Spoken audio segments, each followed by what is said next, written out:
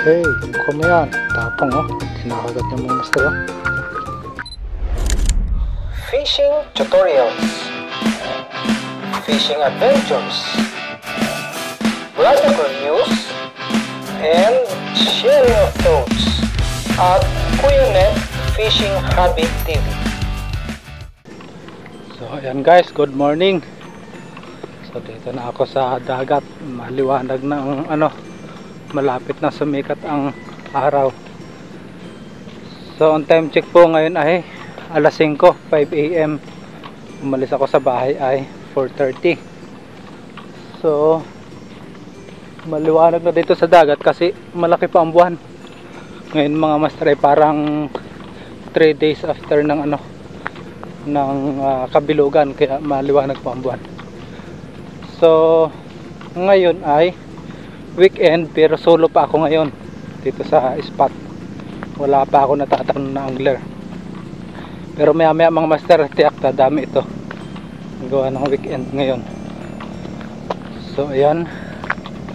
Ang forecast ng low tide ngayon mga master ay 6:45 yung hiniti o yung peak ng low tide. So lulusong na ako para habang nababa yung tubig makagitna na ako. Kasi malayo yung batuhan. Lusong na ako dyan mga master. Maliwanag naman kahit hindi pa nasikat ang araw. So kalmang kalma ang dagat mga master. Sana makaano ako ngayon. Lawak ng hibas. Sana dami ako ng dilensyang pang ulam ngayon. So yan, lumusong na ako mga master. Solo pa nga ako dito sa dagat. So ang setup ko ngayon mga master is ultralight. Ang rod ko ay Cast King Max Steel na UL solid rod tip. Ang aking reel ay itong aking 1000 series na Cast King circuitry. Ang line ko mga master ay medyo upgrade ng konti kasi ito ay 8 braid na Gale Caesar. So maliit yung line niya maliit yung yung diameter niya mga master, 0.0128 or number 06. Pero malakas yung kanya strength, 13.9 lbs. So upgrade ito mga master. Tapos ang aking leader line ay Cast King Fluorocoat 12 lbs. So medyo upgraded mga master kasi batuhan yung aking ispatan dyan sa gitna. Ang lure na gagamitin ko mga master, ito bigay ng aking kuya, si Kuya Man. Itong Prince Pudidi na lure. So bibinyagan ko ito ngayon. Sana makaharvest ito bago mag-taib. So ang casting ko ngayon mga master siguro mga 2 hours lang. Kasi tataib niya ng alas 7. Mag-start na siya tumaas. So ayan. Check ko ng aking drag. Buti hindi masyadong malamig. Testing natin ito kung malalim ang dive nito. Hagis-hagis na ako dito mga master. Habang ako'y pagitna.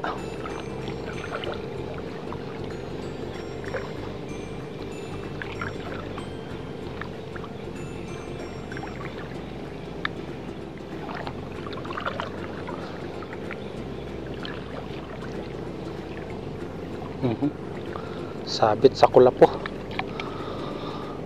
Medyo malalim ang dive niya kasi sabit siya sa ilalim.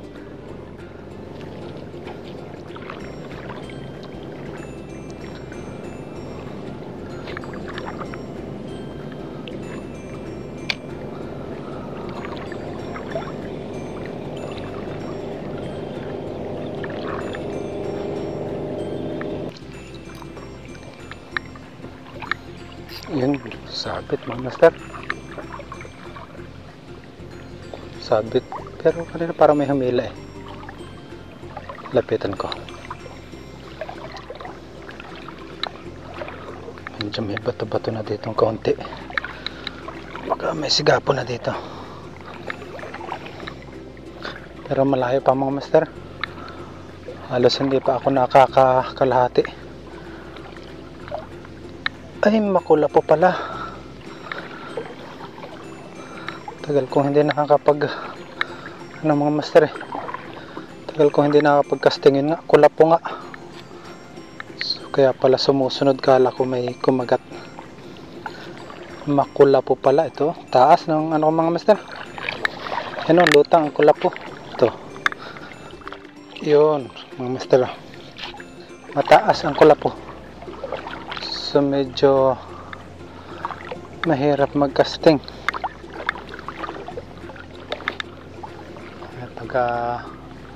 Pagkatawid ko sa sa bahura, siguro magpalit ako ng mga master. Puro kulapo. So yan, lumilipad ang lure eh. So parang hindi may mga master parang mahihirapan ako nito hanap ako doon sa gitna, baka may part na manipis ang kulapo. Kapal taas ng kulapo.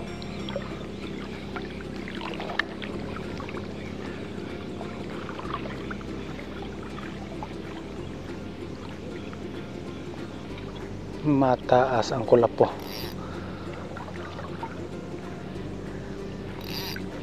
Tendency mga master, sabit, tapos dahil mataas ang kulapo, hindi masyado yung visibility ng mga grouper.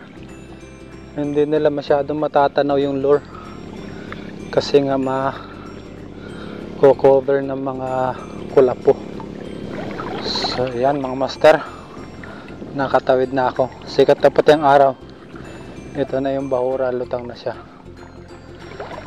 So buhat doon sa pangpang master, malayo-layo din itong tinawid ko na ito. Wala ako nahuli kasi ang kapal talaga ng kulapo. Dati sa mga previous fishing adventure ko sa spot na ito, bago ako makatawid, nakakarami na ako dyan kasi malawak yan eh. So ang problema pagdating ko dito mga master sa bahura, ito ang kapal pa rin ng kulapo. So parang bigo ang aking ngayon. Dito sana ako aasa eh. Ito sana ang aasahan ko tong dulong ito eh. Subukan ko rin tingnan mga master. Pero ang kapal talaga na Kaya pala wala pa ako na-ispatan na angler. Dati tambak ang angler dito. So yun lamang mga master, talagang ayan makapal talaga ang kulapo. Tingnan ko lang dito. Tapos pag wala akong mahagisan, maghanap ako doon sa party doon. Libutin ko na lang yan. Naku, walang pag-asa at ito mga master.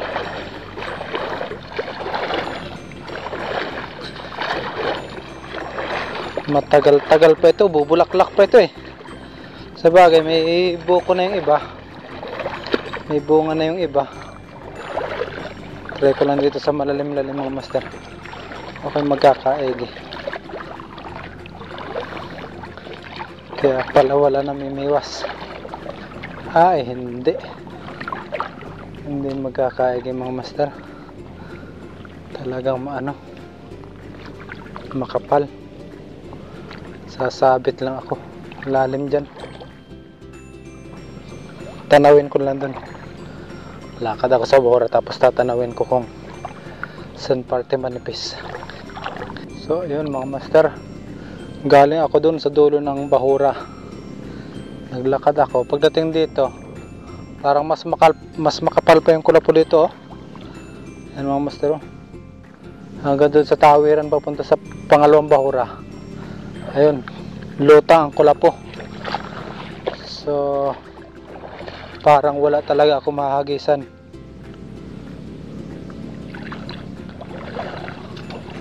Tawid na lang ako mga master. Kasi parang ano parang kahit saan ako pumunta wala, mag-try na lang ako. Maghagis-hagis na lang ako dito pag habang natawid ako. Master, nakachamba ako. Pinapalutang ko lang yung aking lure. May kumagat Hindi lang ako nakuhaan kanina kasi hindi naka-on yung aking camera. Pero okay na ito mga master. Good size na rin ito So magkakaigi pala. Palutangan ko lang yung aking lure. Ayan mga master. Hey, buka mo yan. Tapang kinakagat niya mga master Kinakagat niya yung hook. Ayan. Bubuka mo rin pala At least may pang ulam na ako mga master. Nagulot tala ako Sumunggab siya Okay, ayan. Okay, ayan. Tanggal na.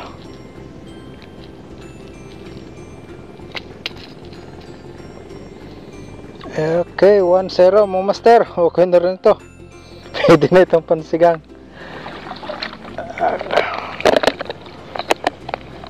Ayan, diba? May first catch na ako. So pwede mga master, palutangin ko lang yung aking yung aking lure.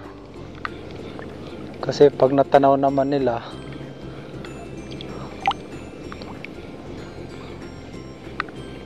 ayan napalutang ko lang. Wala akong dalang popper mga master nakahuli ako so try ko lang. Palutangan ko lang siya. So yan mga master, meron ako dito isang pirasong tingkara.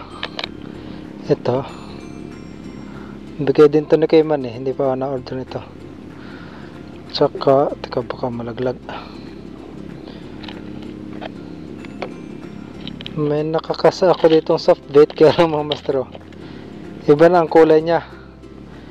Pero marami akong soft bait dito kaya lang mag-aano pa ako. Sa bagay madali lang naman. Kaya lang baka malaglag yung gamit ko So wag na. Ito lang nakakasa for emergency lang. Ito. Medyo pangit ang kulay niya pero baka mahugasan siya. Okay. Baka malaglag ang gamit ko pag set up ako.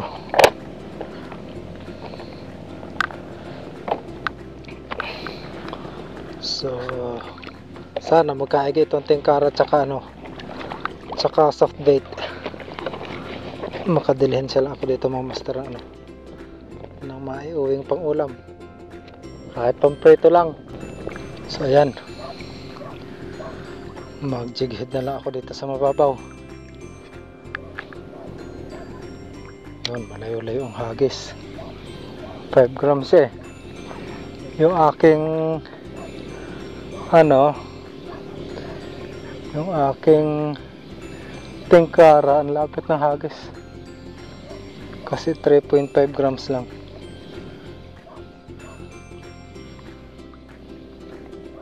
Napalublob yung reel ko mga master kaya medyo umingin ng kaunti. Yan, sana makadali ako pang ulam. Yun na nga, sabi na nga mga master positive. Pangalawang hagis ko lang ng nalaban pa. Malaki-laki na to mga master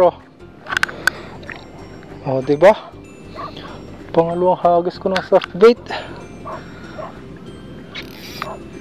Yung aking Prince Pudedi lure kanina.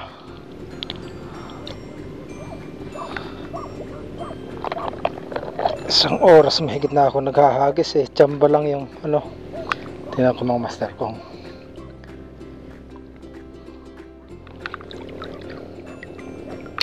makakadali pa ako. Libot-libotin ko lang dito sa Mababaw na ito. Ano mga master? May kumagat, may kumagat. May kumagat, dalawa pa ang kulako. Ayan.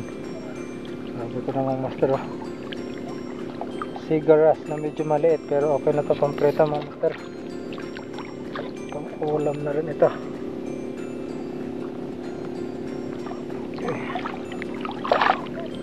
Tsaga-tsaga lang. Nakakadalawa na yung aking first bait mga master.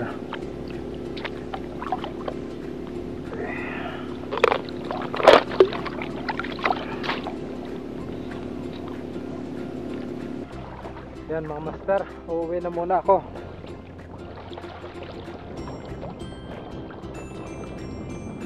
Ito lang aking huli mga master. Ang aking tatlong huli. Buena mano sa pagbabalik mga master. Tatlong aking huli. So yan, salamat po sa panood mga master. God bless po sa ating lahat.